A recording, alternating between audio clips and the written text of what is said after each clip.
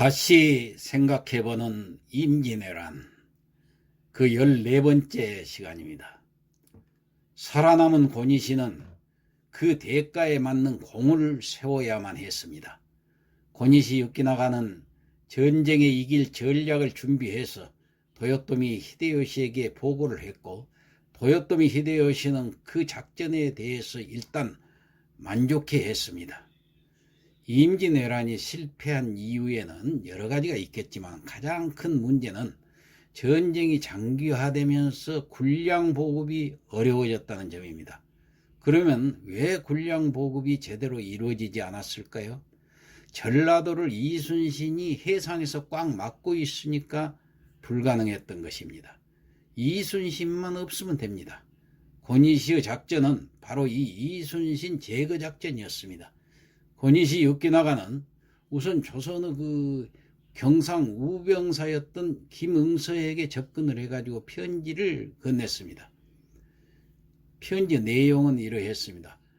권위시 본인도 휴전 협정이 결렬된 점에 대해서 아쉽게 생각한다. 권위시 자신은 누구보다 휴전을 체결하려고 노력했던 사람이다 하는 점, 그리고 휴전이 결렬된 이유는 갓도 기요마사라는 장수 때문이다. 이 갓도라는 장수는 전쟁에 미친 전쟁광으로 도요토미의 총애를 받고 있어서 갓도가 도요토미를 부추겼기 때문이다. 그런 갓도가 지금 남해안으로 가고 있다. 이 갓도의 목적지는 가덕도이다. 그러니까 조선 수군은 미리 준비하고 있다가 갓도를 공격해라. 갓도만 죽으면 다시 휴전이 체결될 수가 있다. 라는 내용들이 있었습니다. 이 권위시의 말이 사실이라면 갓도만 죽으면 전쟁을 끝내리라 판단한 이 김응서는 권위시의 편지를 조정으로 그대로 올렸습니다. 선조를 비롯한 신하들은 권위시의 편지에 속아 넘어갔습니다. 어느 누구도 의심하지 않은 게 편지의 내용이 모두 그럴듯해서였습니다. 실제로 권위시 육기나가는 전쟁 초기부터, 아니 전쟁 발발 전부터 조선 조정에 전쟁의 조짐이 있다고 미리 알려주었고, 전쟁이 시작되고도 계속 그 협상 테이블을 마련하고자 했던 사람입니다. 그리고 무엇보다도 권위시하고 갓도 관계였습니다. 권위시와 갓도 앙숙 관계는 일본 전역은 물론 조선 정부와 명나라 장수들까지 다 알고 있었습니다. 일본 일개 병사 한 명도 권위시와 갓도 사이가 안 좋은 것 정도는 알고 있었는데, 이 권위시는 아무 생각 없이 뛰어드는 갓도를 미련하게 생각했고, 갓도는 쓸데없이 생각만 많은 권위시를 교활하다고 생각을 했기 때문이죠. 그래서 이 권위시와 갓도 앙숙관계가 워낙 유명하다 보니까 조선 정부도 권위시의 편지 내용을 철석같이 믿었던 것입니다. 그래서 선조와 조선 조정은 해군 참모총장인 삼도 수군 통제사 이순신에게 가덕도로 미리 가서 갓도가 도착하면 갓도를 기습하라는 지시를 내렸습니다. 지시를 받은 이순신은 상황을 분석해 나갔습니다. 현장에 있던 이순신은 금세 권위시의 편지가 거짓이라는 것을 눈치채고는 출정을 거부했습니다. 이는 권위시하고 갓도하고 둘이 짜고 이순신을 포위시켜가지고 죽이려고 하는 그러한 전술이었던 것이죠.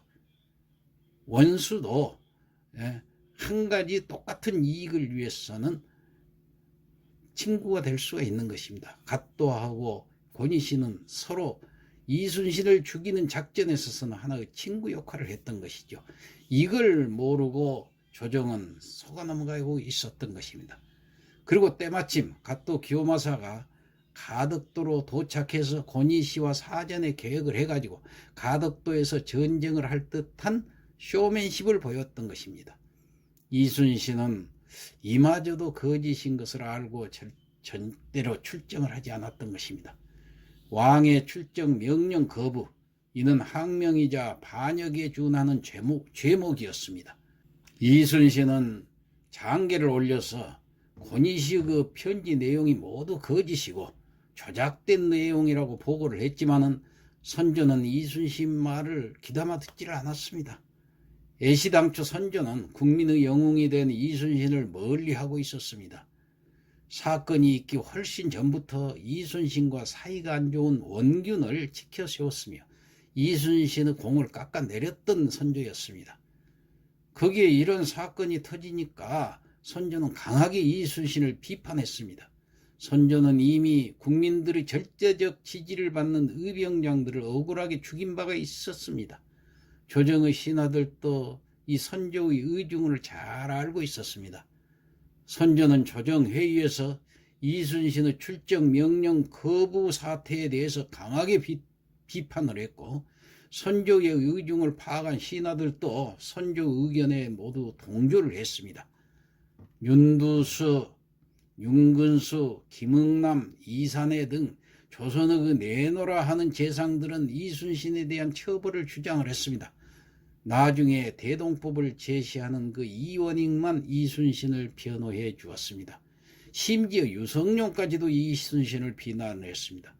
유성룡은 이순신의 어릴 적 친구이자 임진왜란 전쟁 바로 직전에 이순신을 전라 좌수사로 청구했던 인물이 아닙니까? 그런데 유성룡이 이순신을 변호하기는커녕 선조의 의견에 동참을 했다는 것입니다. 유성룡은 자신이 직접 저술한 징비록에 대해서도 본인이 왜 그런 말을 했는지 적어두지 않았습니다. 그저 이런 일이 있었다라고만 남겨놨죠. 당시 영의정이었던 유성룡은 선조를 겨우 설득해서 여러 가지 파격적 개혁을 실시하고 있던 와중이었습니다. 네 편 내 편 구분이 확실한 그 선조의 심기를 건드렸다가는 본인이 일궈놓은 정책들이 물거품이 될 수도 있었을 것입니다. 그리고 한번 마음먹은 선조의 마음을 되돌린다는 게 하늘의 별을 따는 수준이라는 걸 유성룡도 잘 알고 있었습니다. 아마 이런 이유 때문에 유성룡은 이를 악물고 눈 딱 감은 채로 선조의 의견에 동조할 수밖에 없었던 것 아닌가, 이런 생각이 듭니다. 여튼 1597년 2월 선조는 이순신을 잡아오라는 하교를 내렸습니다. 선조는 이순신을 처형하라고 지시했으나 정탁이라는 대신이 처형만큼은 막아달라고 간곡히 청한 덕분에 선조는 이순신에게 삭탈 관직 명령만을 내렸던 것입니다. 이때 판중추 부사 정탁은 이순신 장군의 목숨을 구해준 생명의 은인이었습니다. 이순신은 공이 많은 장수입니다. 전시에 그를 죽인다면 앞으로 나라의 안위는 아무도 보장할 수 없습니다. 또 삼도 제찰사인 이원익과 비록 당색은 달랐지만은 서인 이항복도 이순신의 공이 크므로 죽여서는 안 된다고 적극 변호를 했지요.